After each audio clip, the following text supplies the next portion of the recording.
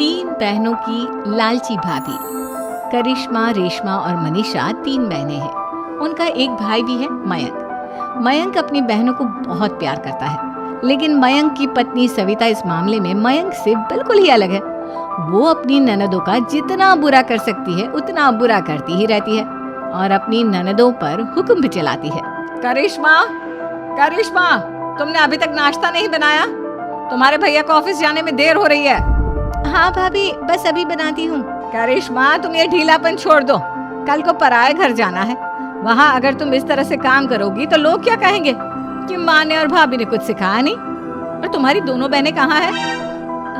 Reshma market गई है और मनीषा सो रही है। क्या? सुबह के 8 बज रहे हैं और ये महारानी अभी भी सो रही है? ये कहते हुए सविता अपनी सास दुर्गा देवी के पास जाती है। माँ जी, देख रही हो अपनी बेटियों के तौर तरीके? क्या हुआ बहू, सुबह सुबह क्या कर दिया मेरी बेटियों ने? अरे एक तो अभी अभी उठकर किचन में गई है, दूसरी सुबह सुबह बाहर चली गई और तीसरी अभी तक सो रही है। क्या करूं मैं इन तीनों का? मैं तो परेशान हो गई हूँ। जा जाकर उठा उसे और रेशमा से मैं बात करती हूँ। सविता सीधा मनीषा के कमरे में जाती है और उससे कहती है, महारानी जल्दी उठो, सूरज सर पर आ गया है। भाभी थोड़ी देर और सोने दो ना, मैं रात को लेट सोई थी। वो क्या है ना, यूनिट टेस्ट चल रहे हैं। शराफत से उठती है या नहीं, या फिर पानी की भरी बाल्टी डालूं तेरे ऊपर? नहीं भाभी, मुझे बिस्तर में नहीं लाना, उठती हूँ मैं। मनीषा जल्दी से उठकर बाथरूम में चली जाती है। सभी आराम से बैठकर नाश्ता कर रहे होते कि तभी रेशमा बाजार से हाथ में सामान लिए आ जाती है। रेशमा को देखते ही सविता उस पर बरस पड़ती है। लो, आ गई महारानी। ऐसा भी क्या सामान लाना था जो सुबह आंख मलते ही बाजार की तरफ रवाना हो गई? भाभी, कल आप ही तो चीख रही थी कि घर का सारा सामान मुझे ही लाना पड़ता है, घर में किसी को भी किसी काम से कोई लेना देना नहीं है। अब मैं बाजार जाकर सामान ले आई तो आपको इस बात से भी तकलीफ हो रही है? देख रही हो माँ जी, अपनी बेटी की जुबान कैंची से भी तेज चलती है। और मयंक, आप तो कुछ कहेंगे नहीं अपनी लाडली बहन को? रेशमा, अपनी भाभी से ऐसे बात नहीं करते। चलो माफी मांगो। भैया, मैं क्यों माफी मांगू? आप भाभी से बोलिए ना कि हम पर कम हुक्म चलाया करे। हम इस घर की बेटियां हैं और आपकी पत्नी की ननद है, नौकरानी नहीं। लो कर लो बात। इनकी भलाई के लिए कुछ भी बोलो तो इन्हें बुरा लग जाता है। इस घर में यही इज्जत है मेरी। देख लो माँ जी, आपकी बेटी किस लहजे में मुझसे बात कर रही है। सविता वहाँ से चली जाती है। मयंक को बहुत गुस्सा आता है, वो भी वहाँ से चला जाता है। फिर करिश्मा रेशमा को समझाती है, रेशमा, तुम्हें भाभी से माफी मांग लेनी चाहिए थी ना। लेकिन दीदी, मैंने कुछ किया ही नहीं, तो मैं माफी क्यों मांगू? हाँ करिश्मा दीदी, रेशमा दीदी जैसे ही घर में आई भाभी ही उन पर चिल्ला रही थी। हाँ, मैं मानती हूँ कि गलती भाभी की थी। मैं तो इसलिए बोल रही हूँ कि भाभी ने माँ को तो पूरी तरह अपने वश में कर लिया है। वो हमारी बात सुनती ही नहीं। मयंक भैया हमारे लिए हमेशा खड़े रहते हैं, इसलिए उनकी बात का मान तो तुम्हें रखना चाहिए था ना। कोई फायदा नहीं दीदी, कुछ दिनों की बात और है, भाभी उन्हें भी हमारे खिलाफ भड़का देंगी। फिर वो भी माँ की तरह हमारी किसी बात का विश्वास नहीं करेंगे। इसी तरह सविता अपनी तीनों ननदों को किसी न किसी बात पर परेशान करती रहती थी। एक दिन मयंक अपनी तीनों बहनों के लिए गिफ्ट लाया। क्या रेशमा, ये तुम्हारे लिए हार का सेट। रेशमा, तुम्हारे लिए सुंदर सी ड्रेस। और मनीषा, तुम्हें किताबें पसंद है ना, तुम्हारे लिए किताबें लाया हूँ। थैंक यू भैया। थैंक यू भैया। थैंक यू भैया। करिश्मा, तुम्हारा नेकलेस कितना सुंदर है। ये भैया कहाँ से ले आए होंगे? मैंने भैया को 3 दिन पहले फोन पर ये डिजाइन दिखाया था और आज भैया ये ले आए।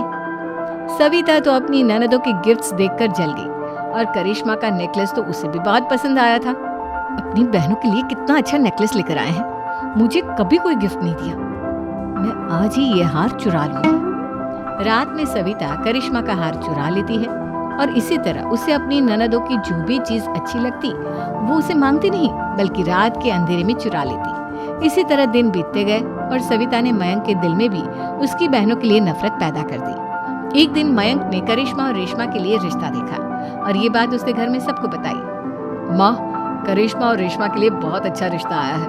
वो लोग कल इन्हें देखने आ रहे हैं। आप और सविता मिलकर सारी तैयारी कर लेना। ये सुनकर करिश्मा और रेशमा खुश हो जाती हैं, लेकिन सविता सोचती है, अगर इन दोनों बहनों की शादी हो गई तो घर और बाहर का काम कौन करेगा?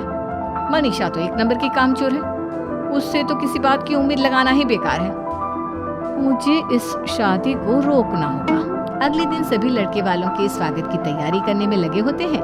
तभी मयंक अपनी बहनों से आकर कहता है, तैयार हो गई तुम दोनों? देखो दोनों लड़के बहुत अच्छे हैं, मैं कोई कसर नहीं छोड़ना चाहता, इसलिए तुम उनके सामने अच्छे से बिहेव करना और अपनी भाभी से लड़ने मत लग जाना। करिश्मा, तुम वो नेकलेस पहन लो ना जो मैं तुम्हारे लिए लाया था। भैया मैं बहुत देर से वो नेकलेस ढूंढ रही हूँ, लेकिन मुझे मिल ही नहीं रहा। क्या तुमने नेकलेस खो दिया? तुम्हें पता भी है वो कितना महंगा था? तुम कोई काम ढंग से नहीं कर सकती। मयंक गुस्से में वहां से चला जाता है। थोड़ी देर बाद लड़के वाले भी आ जाते हैं। वो दोनों बहनों को पसंद कर लेते हैं और रिश्ता पक्का हो जाता है। लेकिन सविता के दिमाग में तो कुछ और ही खिचड़ी पक रही थी। वो पंडित जी के पास करिश्मा की कुंडली लेकर जाती है और उन्हें पैसे देकर करिश्मा की कुंडली बदलवा देती है। जब लड़के वालों के पास करिश्मा की कुंडली जाती है तो वो दुर्गा को फोन करते हैं। बहन जी, हमने करिश्मा की कुंडली अपने पंडित जी को दिखाई थी। आपकी बेटी की कुंडली नहीं बल्कि दोषों का पिटारा है।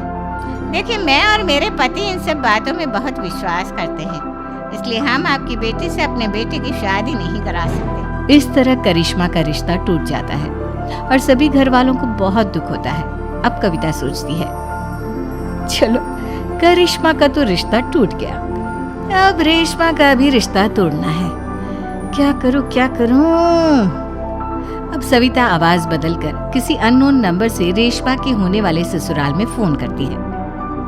हेलो, मैं कौन हूँ कौन नहीं ये आपके लिए जानना जरूरी नहीं, बस इतना सुन लो कि रेशमा का 2 साल से किसी के साथ अफेयर चल रहा है। बस रेशमा का रिश्ता तोड़वाने के लिए सविता का इतना कहना काफी था। अब रेशमा का भी रिश्ता टूट गया। मयंक और दुर्गा देवी ने रेशमा को खूब खरी खोटी सुनाई और उससे बार बार उस लड़के के बारे में पूछने लगे। आप दोनों मुझे क्यों परेशान कर रहे हो? अरे कोई लड़का होगा मेरी लाइफ में तो मैं बताऊंगी ना, जब कोई है ही नहीं तो कहाँ से लाऊं मैं कोई लड़का? तो तेरे होने वाले ससुराल वालों को फोन किसने किया था? माँ मैं नहीं जानती किसने फोन किया था, मैं सच कह रही हूँ। मैं तो पहले ही कह रही थी इसकी लगाम खींच कर रखो, लेकिन मेरी सुनता ही कौन है। आप चुप रहिए भाभी, ये सब आपका ही किया धरा है।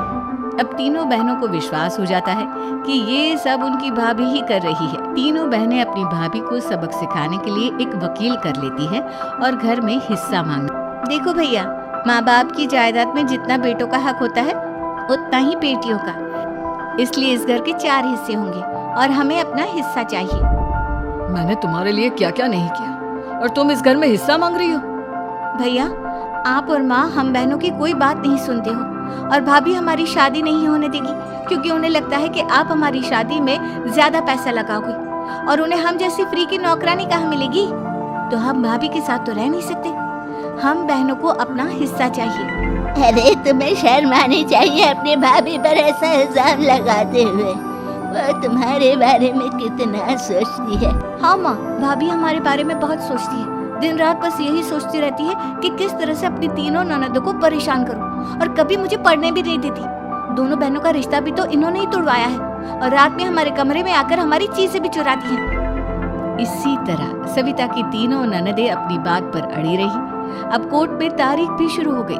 जब सविता को लगा कि उसकी तीनों ननद इतनी आसानी से नहीं मानने वाली, तो उसने अपने पति और सास को सारी सच्चाई बता दी और अपनी तीनों ननद से माफी मांगी। मयंक और दुर्गा को भी अपनी गलती का एहसास हो गया। अब सविता खुद करिश्मा और रेशमा के लिए अच्छा रिश्ता ढूंढती है और उनकी शादी करवाती है।